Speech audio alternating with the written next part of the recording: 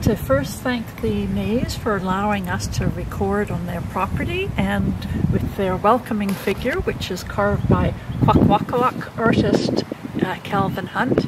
We thought it was an appropriate way to start this special series on stories and to start with a traditional land acknowledgement. Aishkael, siem na siya, siem na imushnatan mustimuk. Entha Liz Hammond Karima, Tani Tanak Kanak Protection Island, Tani Kanat Sanemuk. Entha Mana Gary and Dodie Hammond, who used to live on the island. Entha Icelandic, Scottish, Irish. Heichka Sanemuk. Tlaishan Squalawin Sanemuk Tumak Atanakwale. Good day, respected friends and family. I am Liz Hammond Karima. I live on Protection Island in Sanemuk territory. I am the daughter of Gary and Dodie Hammond. I am of Irish, Scottish, and Icelandic ancestry. On behalf of all of us, I want to thank the Sanemuk people whose traditional territory we have the privilege to be on and whose stories are embedded in the land.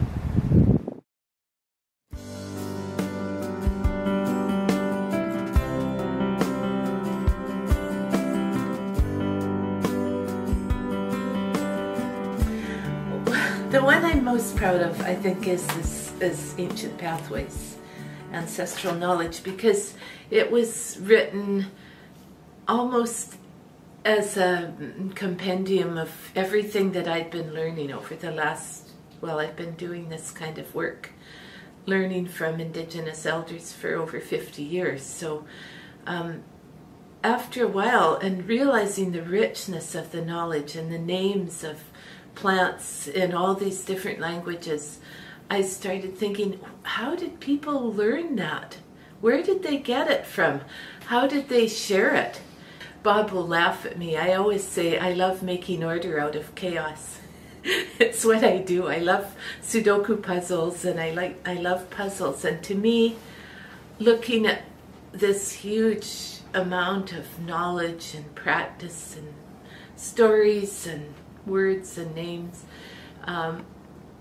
trying to make some kind of order out of it and try and figure it out, its history, and that's what really made me interested in doing this work. I think one of the biggest privileges I've ever had or felt was to be able to meet these really wonderful and knowledgeable elders from many different communities and talk with them over what I call a mutual love of plants. So those people have enriched my life beyond measure. I can't put it into words. Indigenous people's knowledge has often been underrated and undervalued, say compared with Western scientific knowledge. And it's true that Western scientific knowledge is very powerful and important, and I wouldn't deny that for a minute. But my thinking is that Indigenous knowledge is also really important. This is knowledge that's based on countless generations of living in one place and close observation and being part of the ecosystem, really. From the time I started, when everyone said, my advisors, anthropologists, anybody I talked to said, well, you're doing this work, you better do it all in the next 10 years or it'll be gone. Here we are, over 50 years later. There's still people speaking their languages. They're not many, but there still are. There's still people who go out and pick berries. There's still people who go out and fish. And yes, there's a lot of modern adaptations, but the resilience of people to maintain that knowledge and practice and their connections to the land is just remarkable.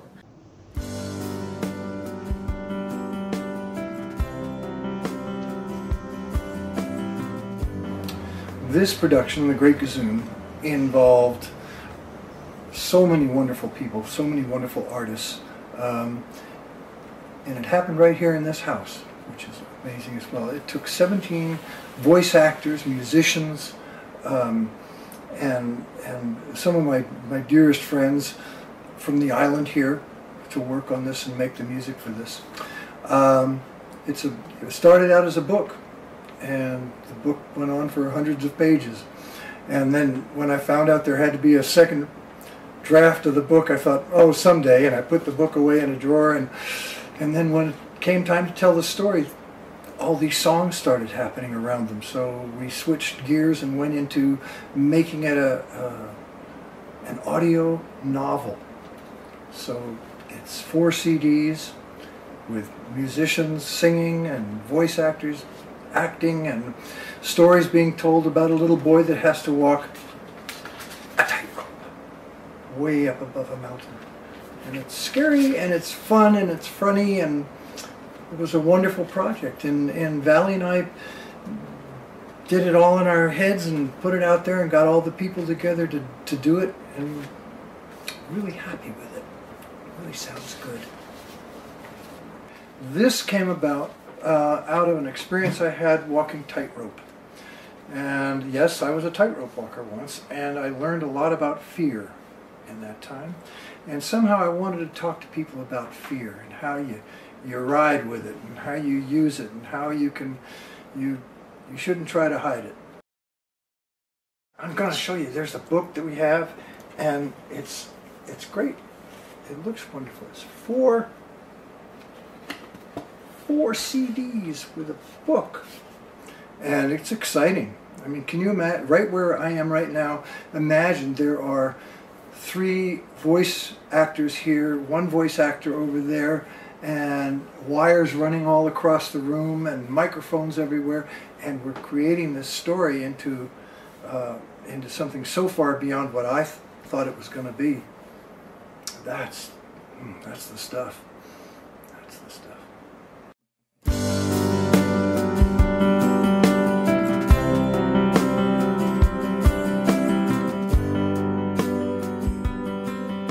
When we were tasked to figure out how many whales there were on the coast, Mike decided to use this individual identification model. It's been used in Africa, and elephants and some cats and zebras and so on, using natural markings to actually identify individuals. So Mike thought it would work for killer whales, and when he goes, really? You know, so we started developing a technique it's a fingerprint. And yeah, it just grew from there. So my job was looking at all these photographs, taking photographs, but also examining them and realizing that every animal is identifiable. You know, as soon as you know a population at the individual level, then you can see how long it is before they mature and have calves, or when a male sprouts his dorsal fin and becomes sexually mature, and how these animals hang together, you know, and they're such cool social animals. You know, the residents, they stay together for the life, you know, they stay with mom, and that's almost unheard of in the mammal world. And no one would have believed it. An initial look at it, you go, oh yeah, this is just a, you know, it's a bull with his harem, you know, because they see a big bull swimming along with a bunch of female-like animals and assume that's what it's all about, but it's not. It's a mom and her sons, and the breeding takes place between different pods, and that gets into the dialects and so on, which, you know, John Ford's work, he was able to come along and start recording. I said, I think each one of these groups that sticks together has its own dialect. The residents, we called residents because they were here every year in the summertime when we were out doing field work. They would show up, and that's who we would see. But we were always getting these little groups of 3 or 4 animals, small animals. Who are these guys, you know? But they never associated with the ones we call residents. We just called them transients. They were just moving through. But it wasn't for a dozen years or more that we discovered that these guys are actually killing marine mammals. Their diet is totally different than the residents. So it looks like the same species, but it's probably not. You know, they've evolved down different pathways, and the resident type are salmon eaters, mainly Chinook salmon, and they're very specialized in that. And their movements are driven by their food. You know, basically why they're here in the summer is because they're feeding on migrating salmon inbound. And the transients, turns out they're eating marine mammals, and that's it. They wouldn't touch a fish to save their lives. And so to discover that, I was like, holy crap, you know, there's these two species that are living together in the same water. They won't have anything to do with each other. Their dialects are totally different. And it's a different species, but they both got killer whale costumes on, so that was huge. It is my life. My family and killer whales. Yeah, it's 50 years. I'm too old to retrain now.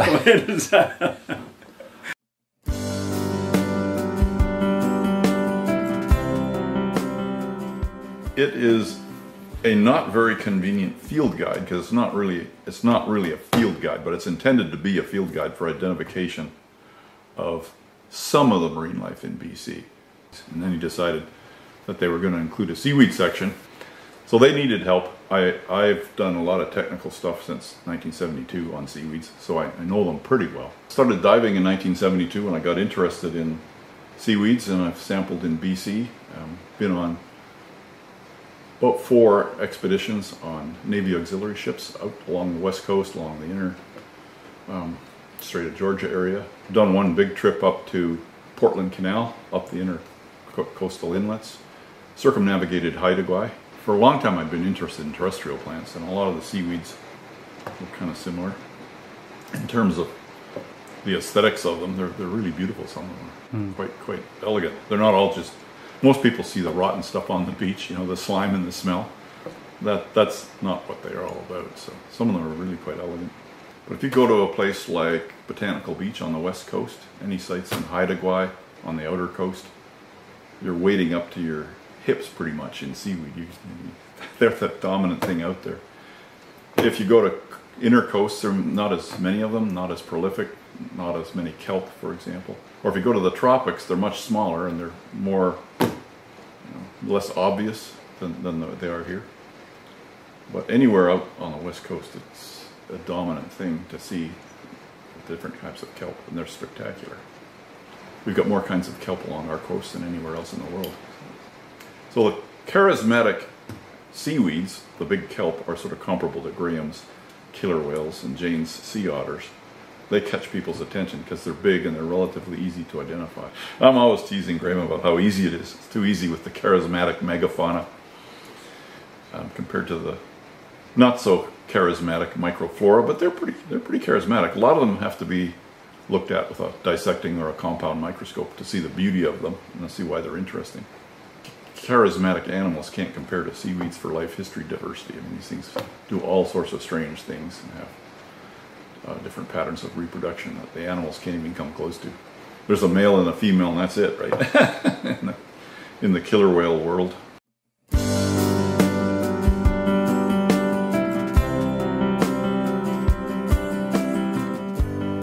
This was written in 2007, I notice, which is 14 years ago. So Sean was just 3. And of course, I write these little books for my grandson, my Canadian grandson, to give him a little glimpse into what my childhood was like. And Sandra in Ballyhalbert is written about our cottage in Ballyhalbert, which is on the east coast of Ireland. And we spent all summer there every year, from the day school got out until the day school went in. And we were there with our grandparents, our parents, aunts and uncles and cousins, and we all were there for the summer. So it was my very favourite place to be. And my father actually painted the picture that's on the front of the book, because he loved to paint pictures of cottages in Ireland. And the time I spent there was just a magical time. And so it has very many happy memories for me. And the interesting thing is that I didn't think anybody other than Sean would be interested in this little book, but I've had lots of requests from cousins in Ireland for their grandchildren. So these are people who spent the time here as well, but their grandchildren will learn about it through the little book. I don't think of myself as an author because I don't write books to sell them or to publish them, I think of myself as a Shawnee because I like to tell stories about my family and about my childhood and for the generations to come. And for instance, this little book, The Dargle, was written about my grandmother's house, and that's the house I was born in. And it was a little row house in Belfast. The Dargle was the creature that lived under the stairs. When we were children, my brother and I were afraid to go into the cupboard under the stairs. We were convinced that there was a creature that lived in there, and we didn't want to go in there. And so the Dargle is what we imagined this creature to be. I just wanted Sean to sort of get a glimpse of his family in Ireland and of his grandparents and little stories about myself. I've written others that haven't been put into book form yet. For instance, there's one about me getting my first pair of roller skates. I just basically wanted him to have to sort of understand that his grandmother grew up in a different time and in a very warm family. And we did have a warm family when I was growing up, and we were very close to each other. And you know, that extended to cousins and aunts and uncles and grandparents and great-grandparents.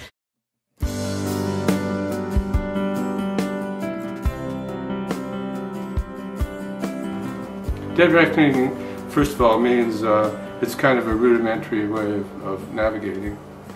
And it seemed like a good... I was flying at the time. That was another hobby, had a Cessna. So I had aviation on my mind, and dead reckoning seemed like a nice metaphor for kind of feeling your way towards some kind of reckoning, you know, some kind of resolution, and a way of making your way up through life. You know, it's in 3 sections. The first section is to do there's some stories about the North, about and I was young when I was there and working in a hangar. And the stories are about that experience of a young man in the North with not a lot of awareness, you know, kind of blundering along. Yeah, and it was a job I was offered at the time. It was what they called a hangar jockey, and that was exactly that. You maintained the hangar and swept the snow up and warmed up the aircraft. Next section is sort of the opposite of that, and stories that are contemporary. Well, one is about a dairy farmer who's finding that he's falling behind in the technology side of things, and whether he likes it or not. That's why I wrote that story. I have no idea, but it was something that interested me. Another one is about a couple that's falling apart, but they don't realize it, and especially the antagonist, the writer, the sort of the narrator, who there's all sorts of clues turning up that suggests that things aren't good, but he doesn't seem to see them. And so the final story that makes up this is called The Steps, and because in the story, the guide, the fishing guide, is very skeptical of this German immigrant or guest, and his abilities to survive. That he has no real concept of how wild it is out there, and but on the other hand, he's also very interested in where this German fellow is going to take him. When I started to think of myself as a writer, then I thought, well, there's some interesting stuff here. I should really give it a look at, you know. So anyway, so I'm waiting for Spielberg now to to phone me up and say, "Hey, I just read your story. You know, it's time for it to reincarnate again."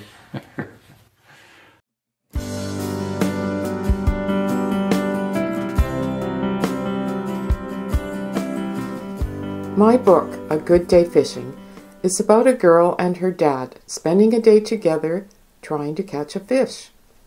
While they do that, they are observing all the other creatures around them that are doing exactly the same thing as them. But the story is really about connections.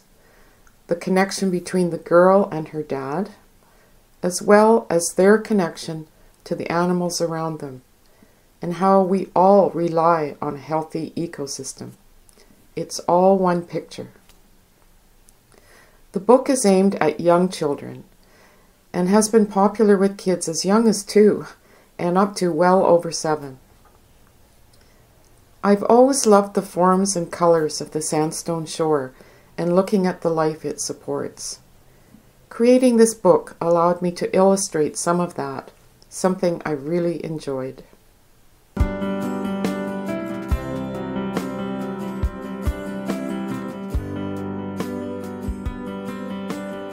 It's an extended portrait, a kind of arc of narrative about a young woman from Manitoba who winds up going to Italy and learning to be a baker in Venice, and then comes back to Canada and opens a bakery in Nelson, British Columbia, and back in the hippie days, and then a whole series of untoward events transpire to create the narrative of the book. For me, songwriting has always been primarily a marriage of a narrative art and a musical art together, and the kind of songs I've written have always tended to be story songs.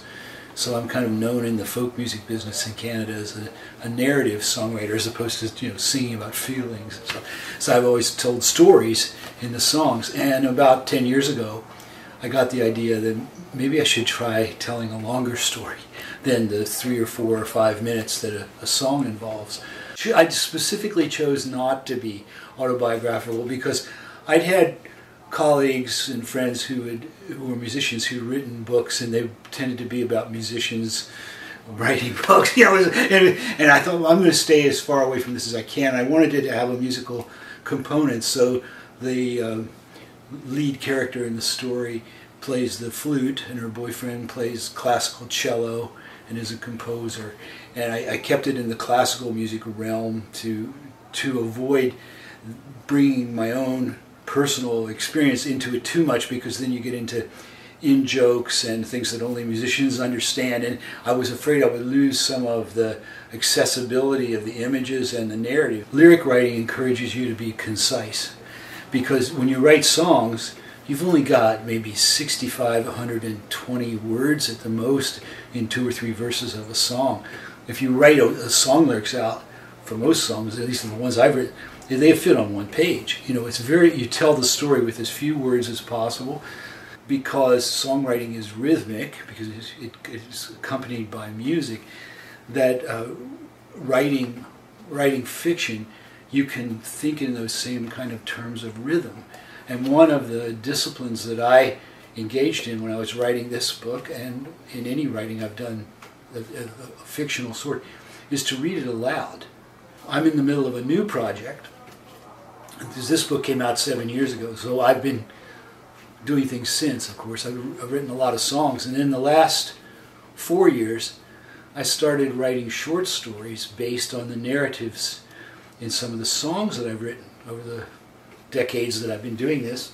And I took to reading passages from the short stories at concerts and then singing the song. So I would read like 3 or 4 pages out of one of the short stories, and then I'd say, and I'd tell them what I was doing. I'd say, this is a story based on this song. I'd read 3 or 4 pages, and then I'd sing the song. And the audiences found that very engaging.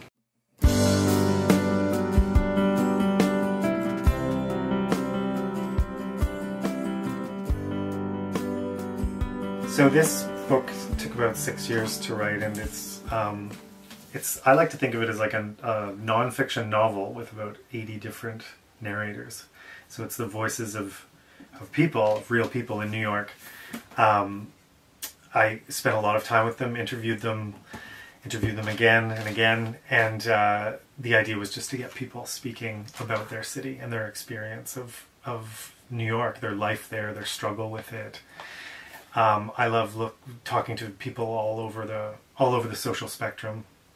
So I'm less interested in historians and pundits and politicians, and I'm more interested in people who work the city, you know. And for me, it's great to know places that are immense living organisms like New York and London, where I can live a life of anonymity. I can be exposed to every type of different lifestyle, every type of different person. And then I like, you know, what this community offers, which is being known on a very personal level. And I think that's very important. My first book was about a tiny village in Suffolk, and I love some of the lessons I learned from that. One can be truly eccentric in a small community because people see you not as a type, but for who you are.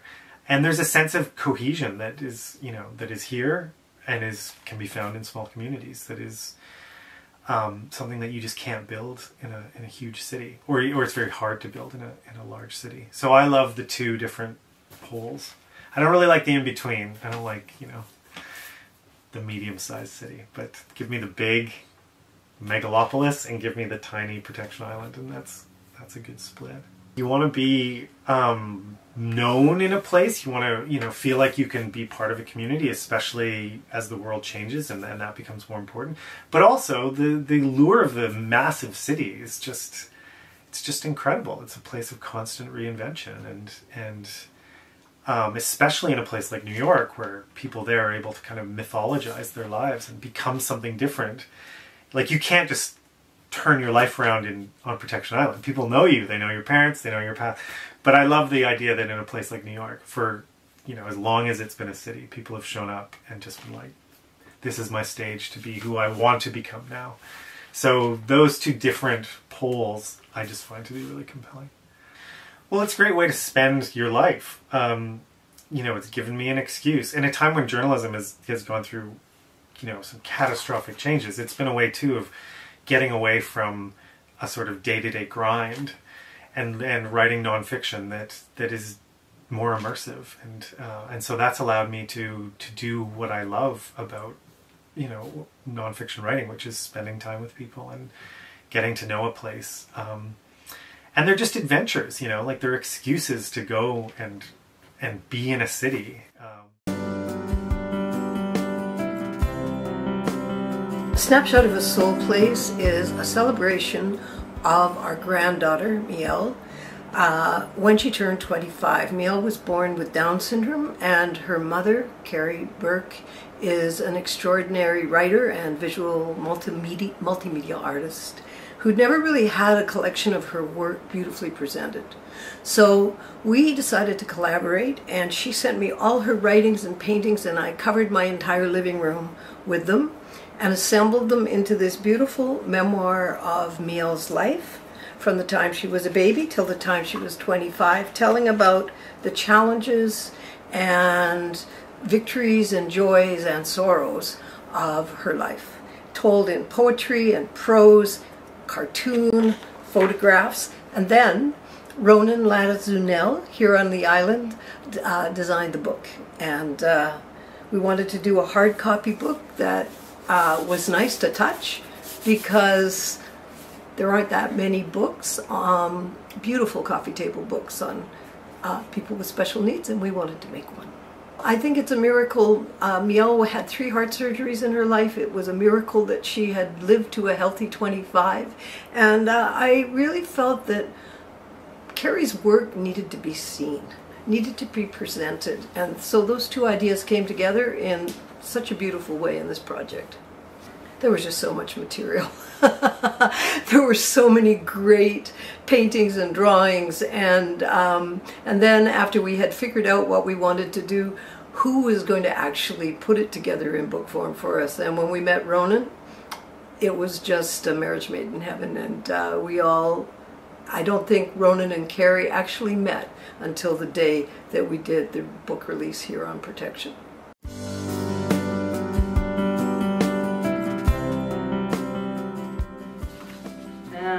Moss-hung trees, a deer moves into the hunter's silence. And I read this on a bus, and it was like, oh my God, because I was a photographer at the time, and I was writing a lot longer poems and some articles for newspapers. But that to me it was like it just captured a moment. So at that juncture I thought, okay, I gotta learn about this. So I learned about it and I started writing my own. And what the masters tell you is if you can write one perfect haiku in your lifetime, you've done it. Well, haiku it's an ever-evolving art. So traditionally it's 3 lines. It's always under 17 syllables. You can't have more than 17 syllables. But I've seen haiku recently in the Haiku Canada publication that's doing everything in 1 line, which is an interesting thing, and doing things more block style. But it's usually nature oriented. There should be a word in there that indicates a season. You've got to make room for your reader to be able to interpret something, to get their own meaning out of it. And showing something and not telling something is a way of doing that. Basho, who is the greatest Japanese master, wrote, "Haiku is simply what is happening in this place at this moment."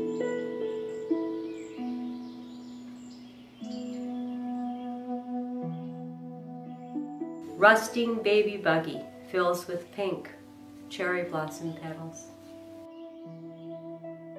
A new son born from the hospital window, cherry blossoms and rain. In a dark cupboard full of coats, cherry blossom petals. This was my favorite one that I wrote last year, and I did it all in 1 line. Broken pages bleed poems. Well, I've been writing since I was 12 years old, and writing to me is part of who I am. If I can't write, if I can't create, I don't feel very valid as a human being. So to me, writing haiku or even writing longer poems, which I still sometimes do, makes me feel validated.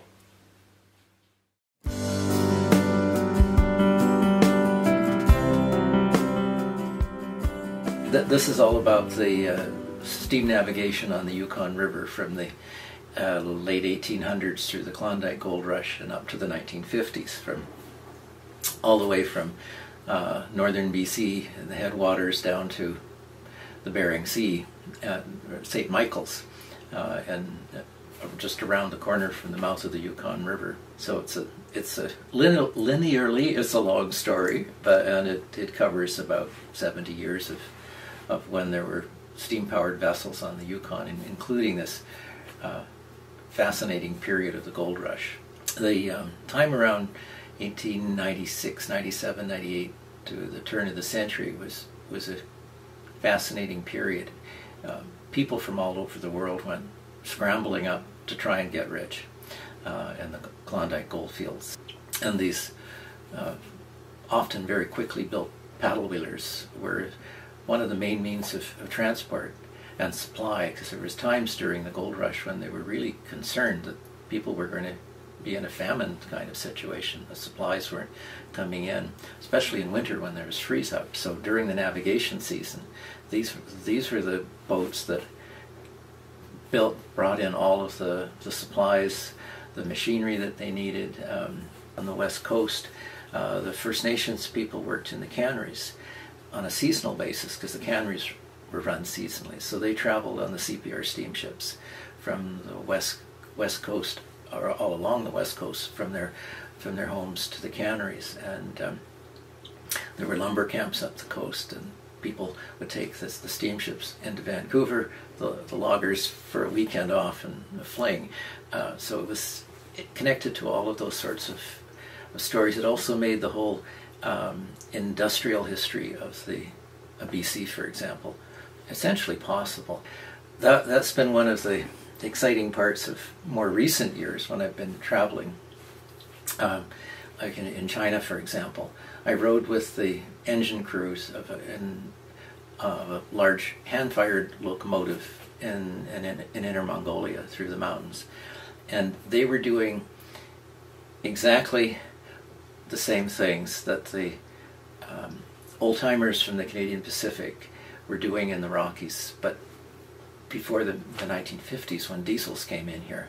Watching the BC ferries go by, I have not much difficulty seeing the CPR's Princess boats going by, or being tied up over at Newcastle where they were during the Depression years, and you could go and rent a cabin on one of the steamships, because Newcastle was a CPR park.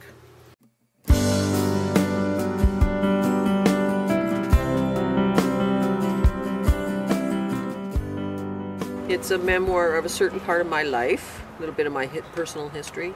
It's a book about the history of Protection Island to some degree, in the years that it takes place. It's a little bit about community and people and building friendships. And lessons learned that I learned about gardening that I wanted to pass along to other people. You know, people that I met that I loved. You know, we became good friends over a garden. Right, gardening together, or yeah, it was just for me, the whole gardening thing is such a pleasure, and I just think that other people could benefit from thinking that way maybe a little bit, you know, like it doesn't have to be a chore, and if it is, go away and do something else. Gardens are an extension of the person who's creating it, and so they're very, I think, intimate places. Where some people just put their heart out into a garden. So you walk in and you feel that, right? It's like, yeah, this is a wonderful garden. And I had that experience many times over the years with different people. Every garden is different because every person is different. Every person that creates a garden has something different to put into it. Two people right next door to each other could have exactly the same plants in their garden, but you'd walk into one or the other and you would feel the difference in them immediately. So it's not really even the plants. It's the joy of being in the garden. Stu's place became my Tuesday garden, and we'd begin our morning with a committee meeting at the kitchen counter. We'd sip coffee and entertain each other with random theories about the state of the world, or discussions of philosophies, books, or articles we'd enjoyed, interspersed with lively conversation about what work needed to be tackled in the garden and what could be planted in different areas of the yard. Stu decided he wanted to bring monarch butterflies to his garden. Recognizing a great gardening challenge and undaunted by the fact that sighting a monarch butterfly was practically unheard of in our part of the country, we optimistically sallied forth. We decided to do whatever we could to attract these precious beings. We were the epitome of ignorance is bliss. Sometimes Stu and I would stand at the railing overlooking the garden and comment on what we'd achieved. A swallowtail butterfly would come flitting through, or little orange skippers would skip through the lavender. Various admiral butterflies and longwings would come to visit, but although we were delighted to see the different varieties, we didn't really get to know them very well. And as it turned out, it wasn't the butterflies as much as creating the garden that gave us so much pleasure.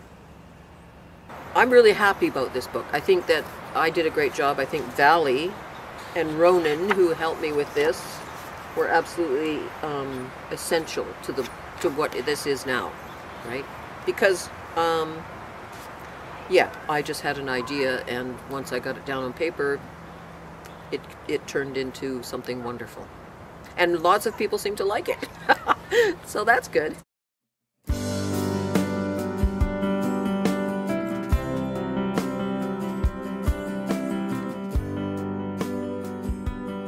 Dazzle Patterns is set in 1917.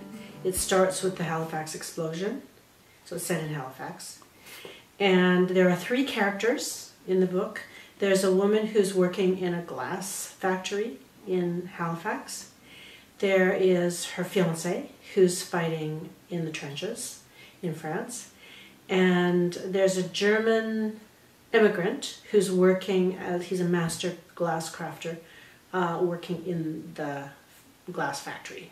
And then the plot built itself around this woman, Claire, who's working in the glass factory, and she loses an eye during the Halifax explosion. And she eventually goes to study art at the art school, where Arthur Lismer was the director at the time. And it really became a book about vision and seeing inner vision and outer vision.